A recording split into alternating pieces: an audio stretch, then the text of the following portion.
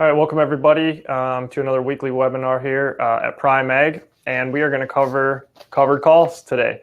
Something we use quite a bit, especially in conjunction when we buy put options for our fence position and hedge strategy. So let's go ahead and jump in.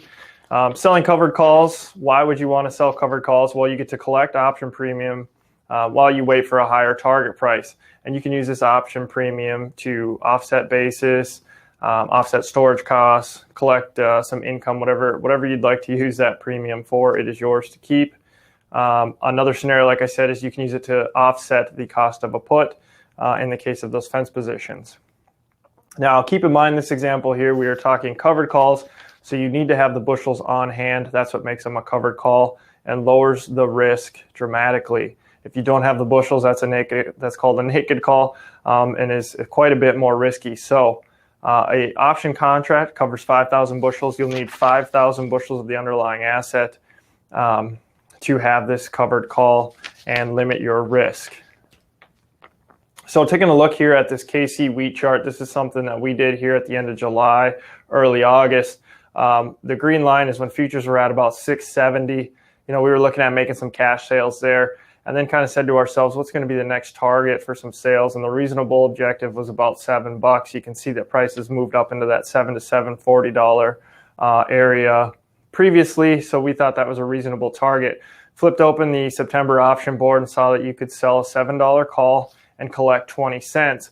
In our mind, if we're willing to make a sale at $7, we might as well sell the call and collect that 20 cents while we wait to see if prices go to $7. In that case, if they do, our bushels will get called away for 7, which we're happy with. That's where we wanted to make the sale anyways. Plus, we get to keep our 20 cents in option premium, bringing us to a $7.20 futures price, less your commissions, basis, etc.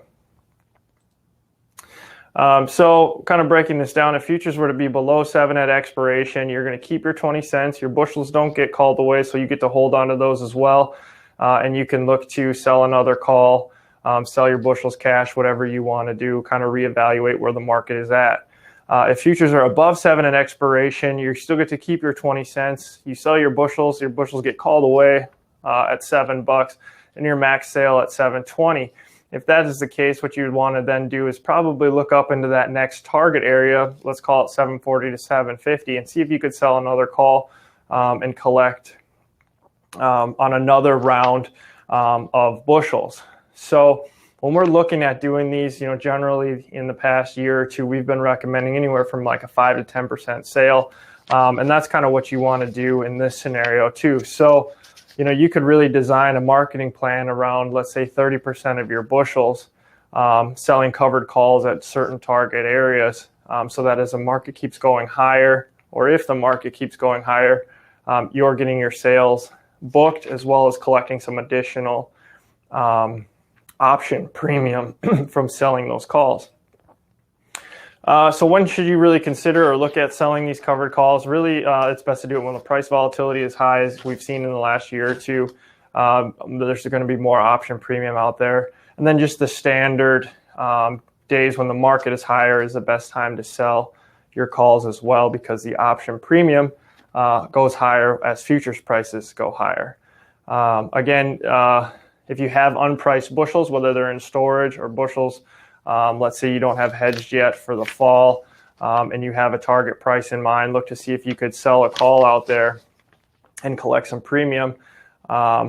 Basically, though, what we try and do is we look at resistance points on the chart and say, if we were to make a sale here, would we be happy? Okay, let's sell a call. Then look up at the next resistance point. Okay, would we be happy if we made a sale here? Let's sell a call.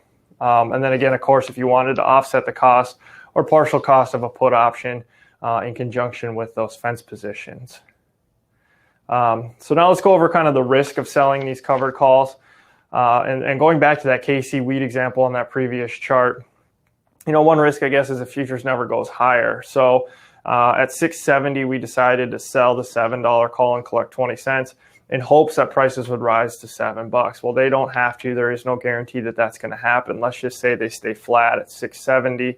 we're going to collect our 20 cents and we're going to net out at $6.90 if we were to sell those bushels. So it's still a good sale. It's more than the $6.70, but not quite our full $7 that we were hoping for.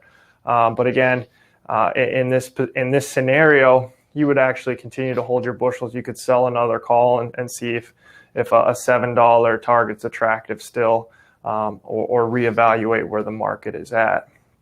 The bigger risk, I guess, now is if you have more of a large washout. So this is where these covered calls can take a little bit of active management. And so in this example, we sell the $7 call, we collect the 20 cents, but futures fall down to $6.50 at expiration. That's going to bring us back to the net price of $6.70.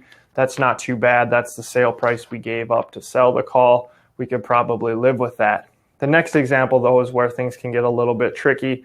Again, you sell that $7 call and collect your 20 cents, but futures at expiration are down at $6.30. That brings you to a net price of $6.50. Now, with the benefit of hindsight, obviously the better choice would have been to sell bushels at $6.70 cash rather than sell the call and watch the market erode. So that's where some active management takes place. You need to know, what your break evens are when you collect that 20 cents, how much the market can go down, and really it's about that 20 cents given the volatility on where you can make that cash sale. And then finally, cash margin is not necessarily a risk, but something that you need to be aware of, that you will have some cash tied up in the position, especially if the price goes higher. That will be offset when you sell your bushels, but again, just be aware that there's some cash needed to be outlaid. So kind of our final thoughts on this. Covered calls are another good tool to use when marketing physical bushels. Again, if you're out there looking at price targets, our thought is you might as well collect some premium while you wait for those targets to come. Generally you want a little bit of a sideways to range bound market, or even a higher trending market, and use resistance areas on the chart, like we said, to kind of target your sales and your areas to sell those calls. Again, this is also something you can do to offset the cost of a put.